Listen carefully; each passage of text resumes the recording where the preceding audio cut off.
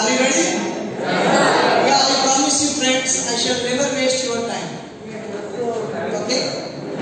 నేను వేస్ట్ చేసేది 10 minutes నా ముందున్న మీ అందరికీ నాయ కాదు. నేను ఎలాగో ఫ్రీగా ఉన్నాను, తిరుగుతూ ఉన్నాను, మాట్లాడుతూ ఉన్నాను. కాబట్టి నాకు 10 నిమిషాలు పెద్ద విలువైనవి కాదు, మీ 10 నిమిషాలు చాలా విలువైనవి. మరి నేనేమో సోషల్ స్టూడెంట్ని, అందులోనూ అడ్మినిస్ట్రేటివ్ స్కాలర్ని. ఈరోజేమో సైన్స్ డే, అక్కడేదో నా ఫోటో కూడా పడేశారు. ఇంకా భయం వేసింది ఇక్కడికి రాగానే. పక్కుంటే వరల్డ్ సైంటిస్ట్ ఉన్నాడు, మా గురువు ఉన్నాడు, కొంచెం భయం కదా. అవునా కదా? సైన్స్ డే గురించి మాట్లాడతాం.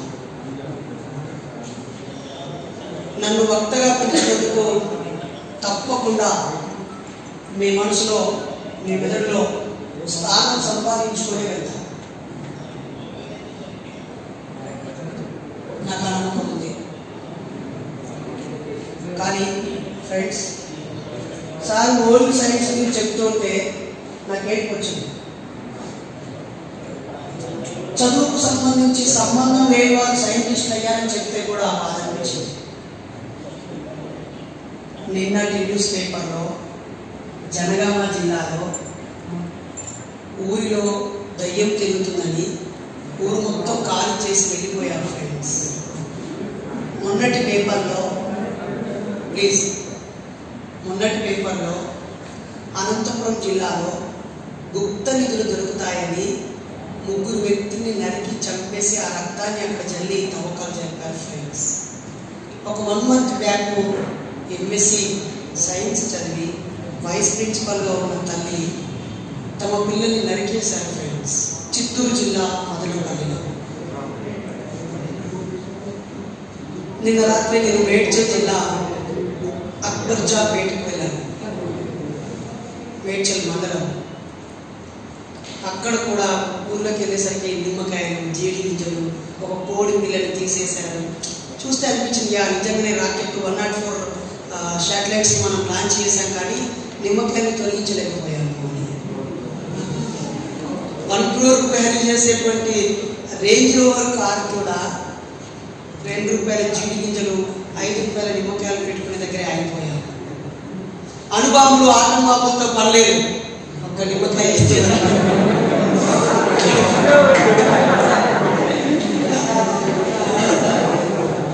నాకు తెలియక అడుగుతాను, నిజంగానే నిమ్మకాయ కట్టుకుంటే శక్తి వస్తుంది, ఏ శక్తి మన మీద అటాక్ చేయకుండా నిమ్మకాయ జోబులో పెట్టుకుంటే రక్షిస్తుంది అనుకుంటే, ఆ నిమ్మ తోటకి పురుగులు ఎందుకు పడుతున్నాయి, పెస్టిసైడ్స్ ఎందుకు పడుతున్నారు?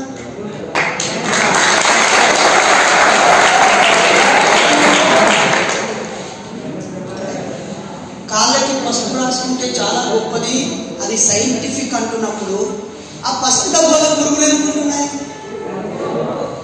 కదా? ఎస్ డియర్ ఫ్రెండ్స్, ఫిబ్రవరి 17వ తేదీ 1600 సంవత్సరం 1600 మిట్ట మధ్యాహ్నం ఒక సైంటిస్ట్ని కట్టేసి తాళ్ళతో చుట్టూ కర్రలు పెట్టి మీద పెట్రోల్ పోసి ఒక కర్రకి నిప్పు పట్టుకొని, ఏయ్ mister జియార్డినో Bruno,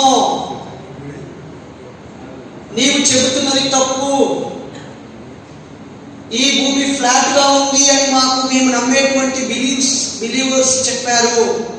somebody created this earth అని చెప్పారు.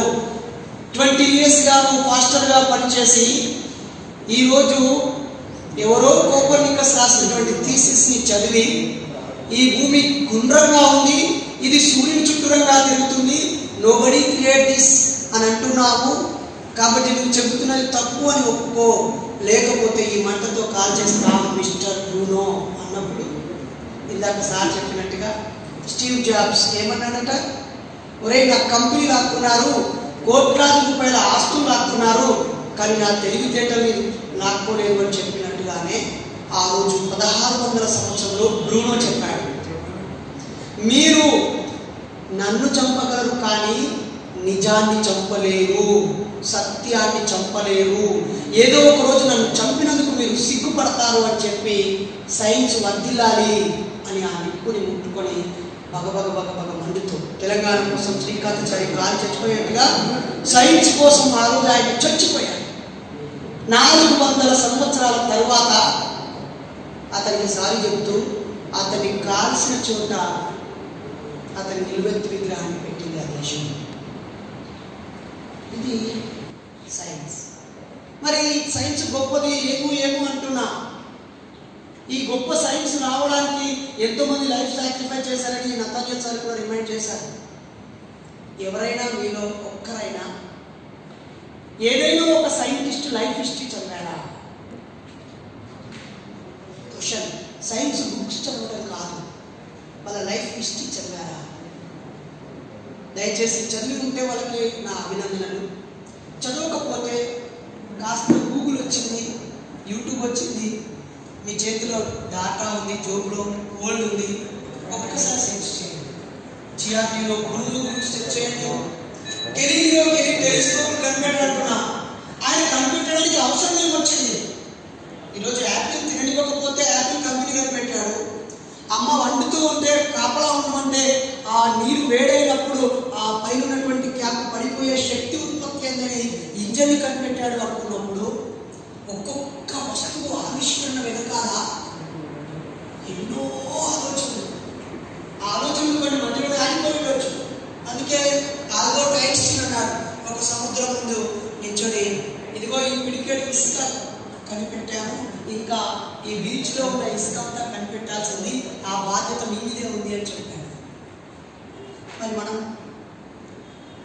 అయినా సైన్స్ అభివృద్ధి చెందాలి, లేదా national government state government science and technology research కి ఎక్కువ ఫండ్ పెట్టాలి, ఇంకా ఏమో ఫెసిలిటీస్ ఇన్ఫ్రాస్ట్రక్చర్ డెవలప్ చేయాలి, ఇవన్నీ మాట్లాడుకుంటున్నాం. కానీ అసలు చైల్డ్హుడ్ లో సైంటిఫిక్ టెంపర్ ని మనం ఇన్కల్కేట్ చేస్తున్నామా? ఇండియన్ కాన్స్టిట్యూషన్ ఆర్టికల్ 51A లో చెప్తుంది, శాస్త్రీయతను పెంపొందించడం ప్రతి ఒక్క పౌరుడి బాధ్యత అని. As well as we need to eradicate superstitions. మరి సూపర్స్టిషన్స్ రిమూవ్ చేయకుండా సైన్స్ ఎలా డెవలప్ అవుతుంది? సైన్స్ డెవలప్ కాదు, సూడో సైన్స్ డెవలప్ అవుతుంది. ఇండియన్ నేషనల్ కాంగ్రెస్ లో హానరబుల్ నేషనల్ ప్రైమ్ మినిస్టర్ చెప్పాడు ఒక మాట, హార్ట్ ట్రాన్స్ప్లాంటేషన్ జరగలేదని మీరు అనుకుంటున్నారు, according to our Indian mythology we already did అని చెప్పాడు. ఏనుగు తలకి మనిషి మొండానికి ఆ రోజు చేశారు అని చెప్పాడు. ఇంకొకరేమో టెస్ట్ ట్యూబ్ బేబీ కోసం మీరు ఎక్కడెక్కడో కనిపెట్టారు, కానీ మా కుంతిదేవి 100 కుండల్లో ఆ స్పర్మ్ని పెట్టి కౌరవులని కన్నది అని చెప్పారు. ఒక్కోసారి సిగ్గుపడాలో, ఈ దేశం భారతదేశం అని గర్వపడాలో అర్థం కాదు. ఈ శరీరం కణాల నిర్మితము అని చెప్పిన కణాదుడు ఈ దేశంలోనే పుట్టాడు. ఈ ఆధునిక పరిజ్ఞానం లేకముందే మెదడుకు శస్త్రచికిత్స చేసిన సుశ్రుతుడు ఈ దేశంలోనే పుట్టాడు. ఏ కండరంలో ఏ అవయవం ఉందో ఆ అవయవాన్ని ఎలా సద్వినియోగం చేసుకోవాలి, శక్తిని ఎలా కూడగట్టుకోవాలో చెప్పిన యోగా శాస్త్రం రచించిన పతంజలి ఈ దేశంలోనే పుట్టాడు. కేవలము జ్ఞానంతోనే ఈ సమాజాన్ని మార్చాలి, ఈ అజ్ఞానం వదిలేయాలి అని చెప్పిన ప్రపంచానికే వెలుగు దివిటీనిచ్చిన బుద్ధుడు ఈ దేశంలోనే పుట్టాడు. 2000 సంవత్సరాల నాగరికత తర్వాత కూడా వరల్డ్ గ్రేట్ నాలెడ్జ్ పర్సన్ ఎవరు అని అంటే ది గ్రేట్ బాబాసాహెబ్ అంబేద్కర్ అని చెప్పిన అంబేద్కర్ ఈ దేశంలోనే పుట్టాడు. కానీ ఈ దేశంలో ఈ పల్లెల్లో చివరికి అనారోగ్యం వస్తే టాబ్లెట్ వేసుకోవాలనే కామన్ సెన్స్ లేకుండా తాడు కట్టుకోవాలి, తాయెత్తు కట్టుకోవాలి, నిమ్మకాయ పెట్టుకోవాలి, పూజ చేయాలి, ఉపవాసం ఉండాలి, ప్రేయర్ హాయి పూసుకుంటే తగ్గుతుందనే దిక్కుమాలిన స్థితిలో ఉన్నామని ఎందుకు మాట్లాడుకోవద్దు?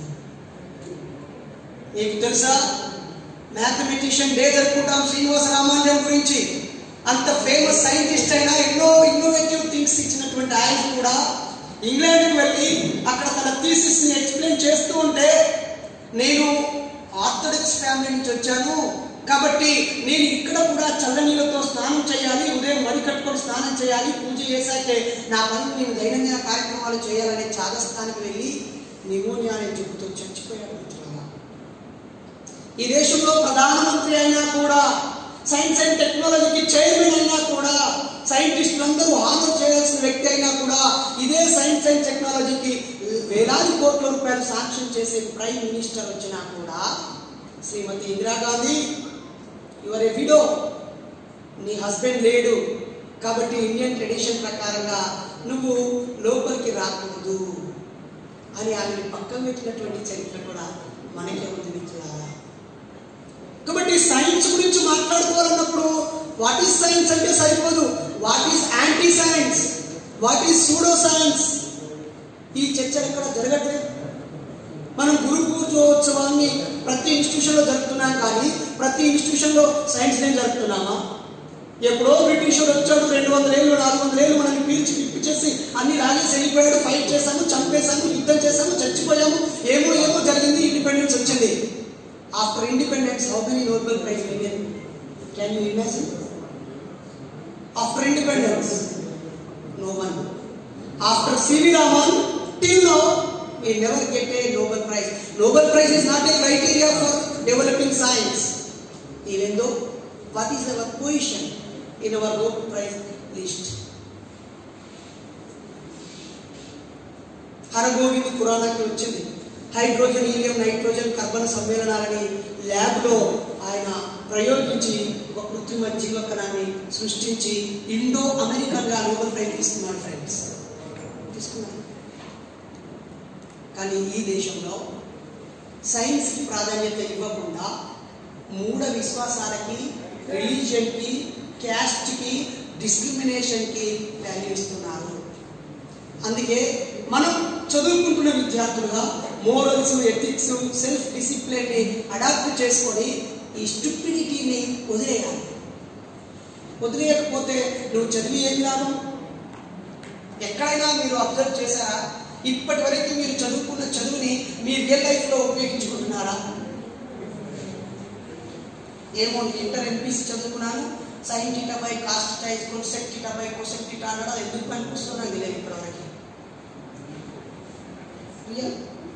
అది ఎందుకో నాకు ఇక్కడ చెప్పారు, అది అర్థం కాలేదు. ఇంటర్కి వచ్చేసరికి ఒక మ్యాథ్స్ బి ఫెయిల్ అయిపోయాను, ఏంటి నేను స్కూల్ టాపర్ని, ఇక్కడికి వచ్చేసరికి ఇదేదో ఉంది అని చక్కగా మళ్ళీ బిఏకి వెళ్ళిపోయాను.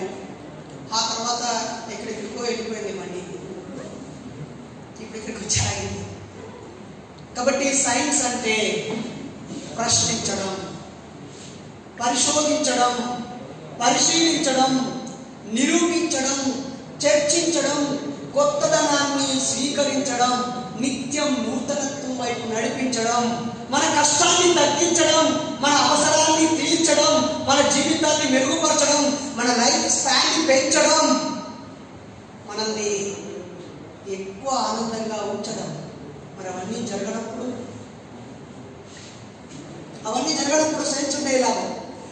ఇప్పుడు కరోనా వచ్చి ఒక రకంగా సైన్స్, సైంటిస్టుల యొక్క ఇంపార్టెన్స్ని లాగి గోపి ఒకటి ఉంచుకొని అర్థమే కట్టిపోయింది. రైట్? నిజమా? మనం ప్రార్థన చేస్తే రోగం పోతుందని ప్రేయర్ అయ్యే షాప్ మూసేసిండ్రు. అలాగే ఈ తాయెత్తు కట్టుకుంటే నీ జబ్బు తగ్గిపోతుందని షాప్ మూసేసిండ్రు. లేదా ఈ రోజు ఉపవాసం ఇది పలానా దేవుడికి ధూపదీప నైవేద్యం పెట్టి పలానా టెంపుల్కి వెళ్ళొస్తే రోగం తగ్గిపోతుందని అన్ని మూసేసిండ్రు.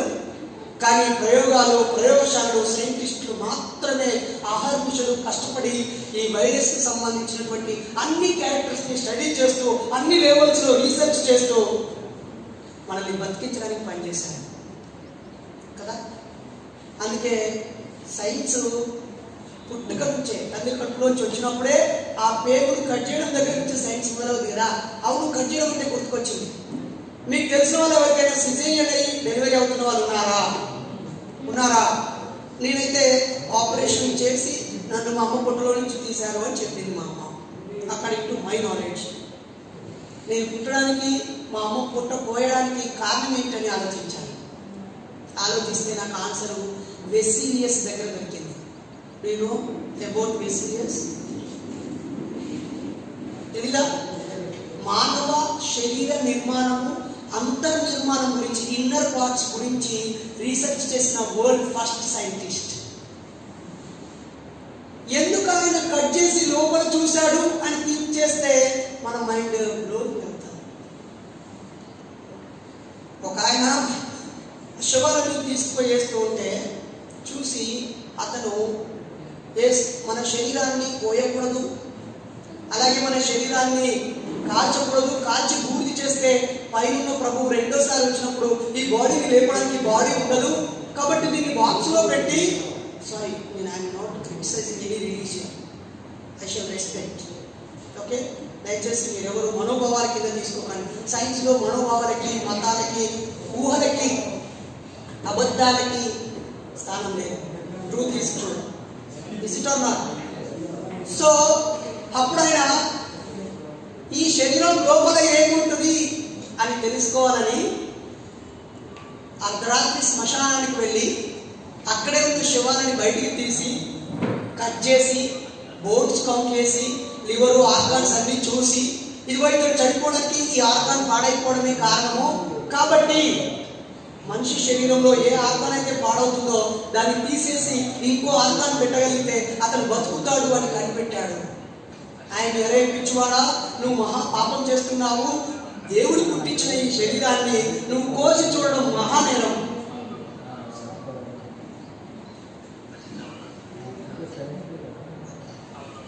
దాంతో ఏం చెప్తున్నాడు, మహాపాపం అని చెప్పి అతని రాళ్ళతో కొట్టారు మిత్రులారా. అలా రాళ్ళతో కొడుతున్నప్పుడు ఆయన ఒంటి మీద పడిన గాయాలకి రక్తం కారుతూ ఉన్న, చీము వస్తూ ఉన్న ఆయన తన రీసెర్చ్ మాత్రం ఆపలేదు. చచ్చిపోతూ కూడా చచ్చి మనల్ని కాపాడే పరిష్కారం ఇచ్చి వెళ్ళాడు.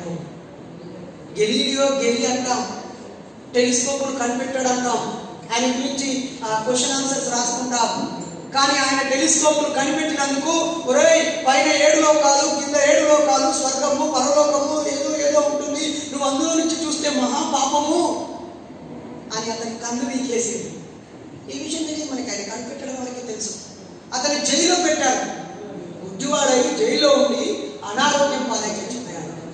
కెప్లర్ అనే సైంటిస్టు గ్రహ గమన నియమాలని కనిపెడుతూ ఈ గ్రహాలు ఒకదాని ఒకటి తిరుగుతున్నప్పుడు ఎందుకని ఒకటికొకటి తాకడం లేదో ఆయన సైంటిఫిక్ గా రీసెర్చ్ చేస్తే అతన్ని సముద్రంలో ముంచి చంపేసింది.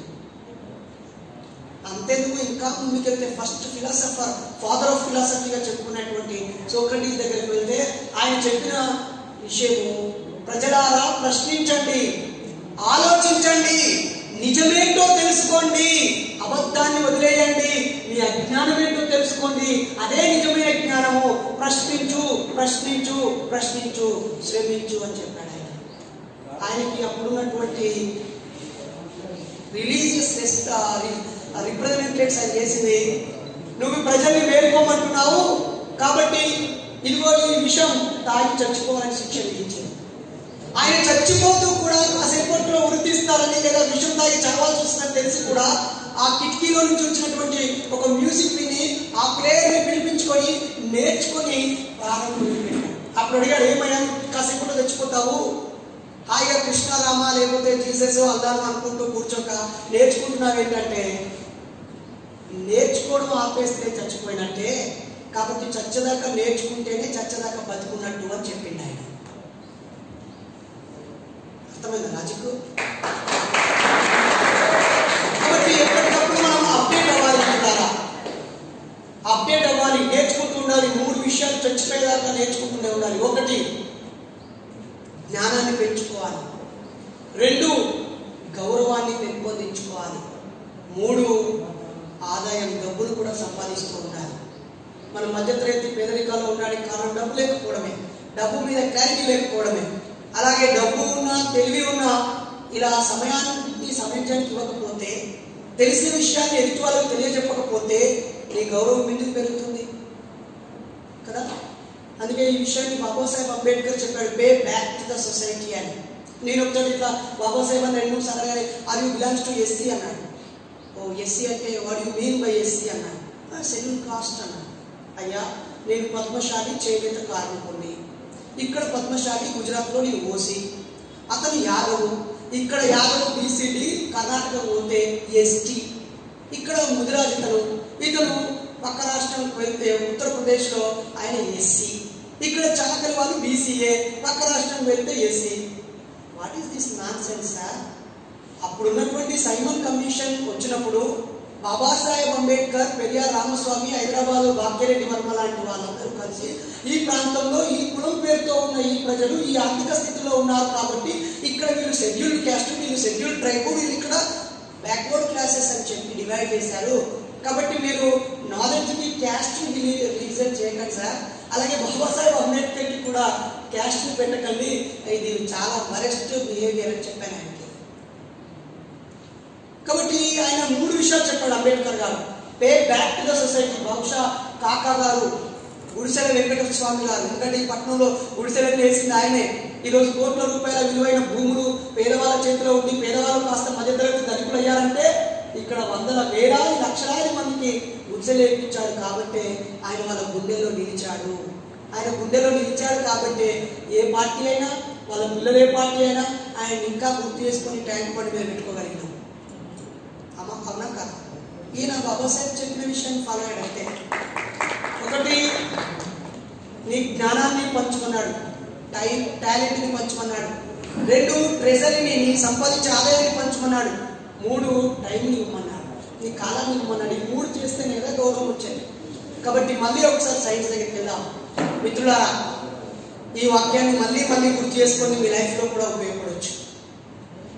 మార్పు మొదట హేళన చేయబడుతుంది, తరువాత తిరస్కరించబడుతుంది, ఆ తరువాత విమర్శించబడుతుంది, ఎట్టకేలకు అంగీకరించబడుతుంది. ఆ రోజు కరెంటు బల్బులో వెలుతురుని నింపుతాను అని చెప్పినప్పుడు హేళన చేశారా? ఒరే ఇదేంట్రా, సూర్యుడి వెలుతురుని ఈ బల్బులో పెడతా అంటున్నాడు, ఈజ్ ఇట్ పాసిబుల్ అని చెప్పి హేళన చేసింది. ఆ తర్వాత ఆయన ప్రయోగాలు 1, 10 సార్లు, 100 సార్లు, 200-300 సార్లు చేసిన ఆయనని రెండోది ఏంటి? మొదటిది హేళన చేశారు, రెండోది తిరస్కరించారు. పిచ్చోడు, దాని గురించి పట్టించుకోక్కర్లేదు, అది వచ్చేది కాదు, పోయేది కాదు, చేసేది కాదు, ఇంకా అతను చేస్తాడా? సూర్యుడు అనే భగవంతుడు ఇచ్చే వెలుతురు వల్ల మనం బతుకుతున్నాం. ఆ వెలుతురు రాత్రి కూడా పెట్టి మనకు రాత్రులు ముఖాలు కనిపించేలా పనులు చేసుకునేలా చేస్తాడా? ఇంపాసిబుల్ అన్నారు. కానీ మొదట విమర్శించారు, హేళన చేశారు, తర్వాత తిరస్కరించారు, ఆ తర్వాత విమర్శించారు. ఏమని? ఆయన మెల్లిమెల్లిగా బల్బు వెలిగిస్తూ ఉన్నప్పుడు ఇది ఎంతసేపు వెలుగుతుంది, మరి దీన్ని ముట్టుకుంటే షాక్ కొట్టదా, అది ఎంతసేపు సాధ్యమవుతుంది, ఇది తప్పు కదా, అట్లెట్లుంటుంది, విమర్శించాడు అంటే దాన్ని అంగీకరించి ఆలోచిస్తున్నాడని అర్థం. చివరికి ఎట్టకేలకు అంగీకరించబడతారు మిత్రులారా. కాబట్టి మీరు ఎందుగా ఉన్న మీరు ఏదో ఒక సోషల్ ప్రాబ్లమ్ని సాల్వ్ చేయడం కోసం సోషల్ రిఫార్మర్స్ గానో, సోషల్ సైంటిస్టులు గానో, లేదా ఎంప్లాయీస్ అయిపోయి ఈ సొసైటీకి ఏదైనా వర్క్ చేయాలనుకున్నప్పుడు మొదట మిమ్మల్ని హేళన చేస్తారు, ఆ తర్వాత విమర్శిస్తారు, ఆ తర్వాత పట్టించుకోరు, చివరికి మీరు విజయం సాధించాక మిమ్మల్ని అనుకరిస్తారు. అందుకే necessity is the mother of invention అన్నారు. చాలా నెసెసిటీ ఉంది సొసైటీలో. ఇప్పటికీ మన తల్లిదండ్రులు ఇంకా హార్డ్ వర్క్ని నమ్ముకొని పనిచేస్తూ ఉన్నారు. వాళ్ళని సులువు చేయాల్సిన అవసరం ఉంది. ఇందాక సార్ చెప్పినట్టుగా కామర్స్ డిపార్ట్మెంట్కి చెందిన సివి రామను ఫిజిక్స్ సైంటిస్ట్ అయిపోయి నోబెల్ ప్రైజ్ తీసుకున్నాడు. ఎన్ని వందల వేల కోట్ల రూపాయలు ఇచ్చిన ఆ సైన్స్ అండ్ టెక్నాలజీ డెవలప్ కాదు. నీ మెదడే నీ పెట్టుబడి కావాలి, నీ ఆలోచనే నీ పెట్టుబడి కావాలి. అప్పుడు చాలా ఇప్పుడు కరోనా మాస్కులు వచ్చాయి. మొదట్లో కరోనా మాస్క్ అంటే ఎంతో హార్డ్గా అనిపించింది. ఆ తర్వాత రకరకాల సామాన్య ప్రజలు దాన్ని కనిపెడతారు. నేను మొన్న కారు పాడైపోయిందని నేను చెట్టుకు వెళ్ళాను, దాన్ని కనిపెట్టిన ఇంజనీర్ కంటే ఇడే బెటర్ అనిపించింది. అది ఆ పార్ట్ తీసుకోవడానికి 11,000 అవుతుంది అన్నాడు. ఏముంది సార్, ఇది దానిలో ఉంది సార్, దీన్ని అక్కడ తీసుకెళ్ళి గ్యాస్ బిల్డింగ్ దగ్గర తీసుకెళ్ళి నేను ఇక్కడికి అక్కడికి 500 రూపాయలు చూసేసి.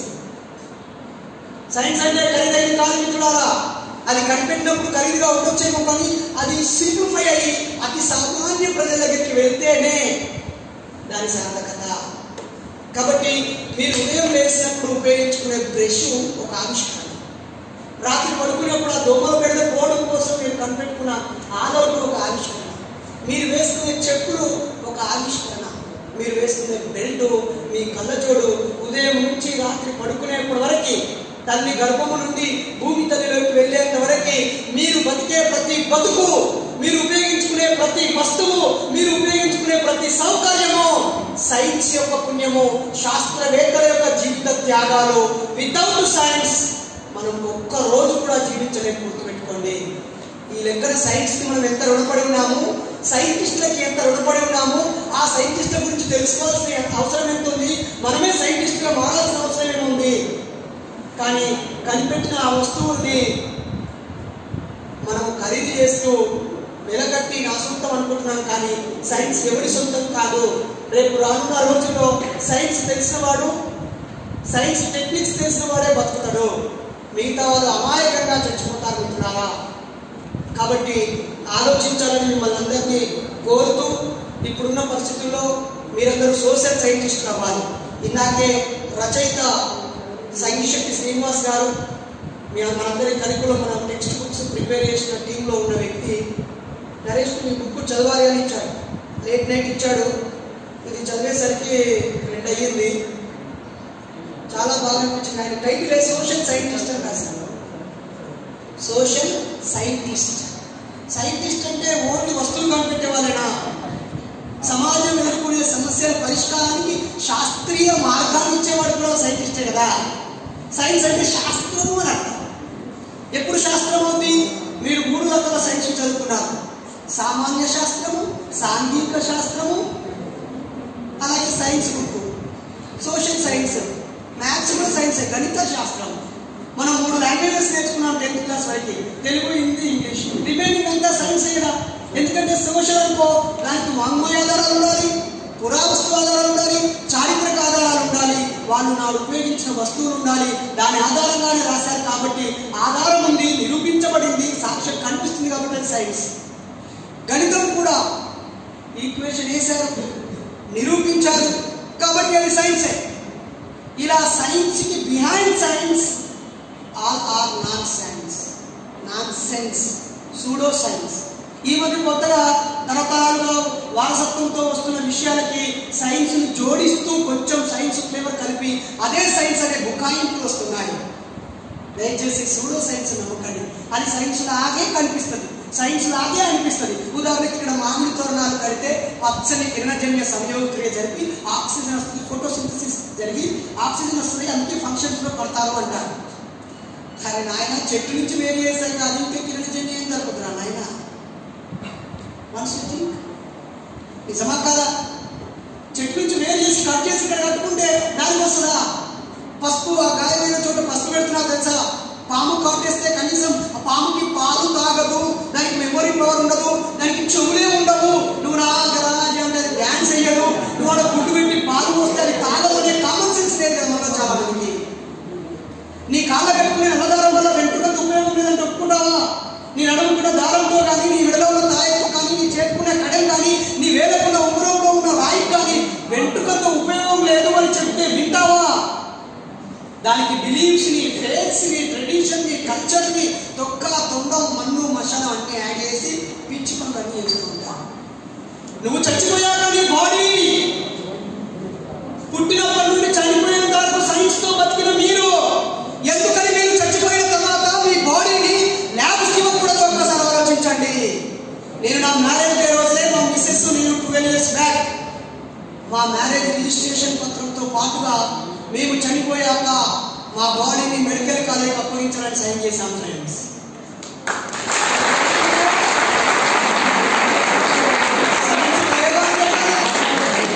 సైన్స్ ప్రయోగాలు జరగాలి, అనేక విషయాలు కనిపెట్టాలి. ఎక్కువసేపు కూడా తాపమన్నట్టు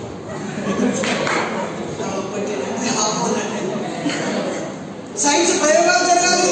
మీ మదర్కి క్యాన్సర్ వస్తే చావద్దు, క్యాన్సర్ మందు కనిపెడితే బాగుండు. మీ అమ్మకి కిడ్నీ ఫెయిల్ అయితే అబ్బాయి ఎవరైనా కిడ్నీ ఇస్తే బాగుండు. లేదా నీకే కంటి చూపు పాడైపోతే ఈ రెట్టిన కారణం ఎవరైనా ఇవ్వాలి, ఎవడియాలి? ఎవరి బాడీ మీద ప్రయోగాలు జరగాలి. ఈరోజు ఎంబీబీఎస్, ఎంఎస్, ఎండి చదివే వాళ్ళకి ప్రయోగాలకి డెడ్ బాడీలు కావాలంటే దొరకట్లేదు. చాలని పార్ట్స్తో ప్రయోగాలు చేసి వాళ్ళు వచ్చి మన మీద ప్రయోగాలు చేస్తారు. అదే మనం చచ్చిపోయిన వాళ్ళందరూ కూడా సైన్స్ ని ఆనర్ చేస్తూ, నేను చనిపోయాక కూడా ఈ సమాజానికి పనికి రావాలి, నన్ను కాల్ చేస్తే గూడైపోతాను, నేను పూర్తి చేస్తే ఆ మురిగిపోతాను, ఇది కాదు నా బాడీ, నేను చనిపోయిన తర్వాత కూడా ఈ సొసైటీకి ఉపయోగపడాలని మీరందరూ మీ గ్రాండ్ పేరెంట్స్ ని ఒకవేళ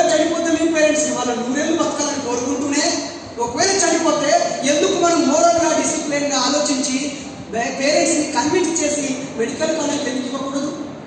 అప్పుడు వాళ్ళు అనేక ప్రయోగాలు చేస్తారు కదా. చేస్తే ఇప్పుడు మనిషి బతికి ఉన్నప్పుడు ఎదుర్కొనే సమస్యలకి మందులు కనిపెడతారు కదా. కాబట్టి దయచేసి దయచేసి దయచేసి మీరు ఇప్పుడు నేను నిన్న రాత్రి ఒక స్లమ్ ఏరియాలో బుడగ జంగాల వాళ్ళు అని పాట పాడతారు కదా, వాళ్ళని రోడ్డు మీద బెగ్గర్స్గా కనిపిస్తే వాళ్ళని తీసుకెళ్ళి ప్యారలైజ్ హోటల్లో అన్నం తినిపించి వాళ్ళ ఇంటికి వెళ్ళి వాళ్ళ మొత్తం మ్యూజిక్ అంతా వీడియో తీసి ఉన్నాను. మధ్యలో కరెంటు పోయింది. కరెంటు మళ్ళీ రాగానే ఆ తల్లి పుస్తకం తీసి ఇట్లా అనుకుంటుంది, అమ్మ ఏం చేస్తామంటే లక్ష్మి కదా, దేవత కదా, దండం పెట్టుకున్నా. చాలా సంతోషం అమ్మా. ఈ కరెంటు కనిపెట్టిన వ్యక్తికి థ్యాంక్స్ చెప్పు. లేదా ఎలక్ట్రికల్ డిపార్ట్మెంట్ వాళ్ళు మన బతుకులో వెలుగు ఉండడం కోసం వాళ్ళ ప్రాణాలు చేతబట్టుకొని ప్రమాదంలో ఉండి పనిచేస్తున్నారు, వాళ్ళకి థ్యాంక్స్ చెప్పు. భూమి తల్లి కడుపులోకి వెళ్ళి ఊపిరి సరిగా ఆడకుండా అందులో ఉన్న బొగ్గును తీస్తూ బయటికి మన ఇంటికి వచ్చి వెలగడానికి పనిచేసిన శ్రామికులకి, ఈ వస్తువులను కనిపెట్టిన సైంటిస్టులకి థ్యాంక్స్ చెప్పు. కానీ ఎందుకమ్మా ఇట్లా అని లక్ష్మీదేవతకు థ్యాంక్స్ చెప్తామని చెప్పాను. ఆ విషయం రేపు యూట్యూబ్లో పెట్టాలనుకుంటున్నాను. బైలి నరేష్ యూట్యూబ్ ఛానల్. ఆల్రెడీ అలాంటి ఒకటి పెడితే నిన్న 2,40,000 మంది చూశారు వ్యూవర్స్.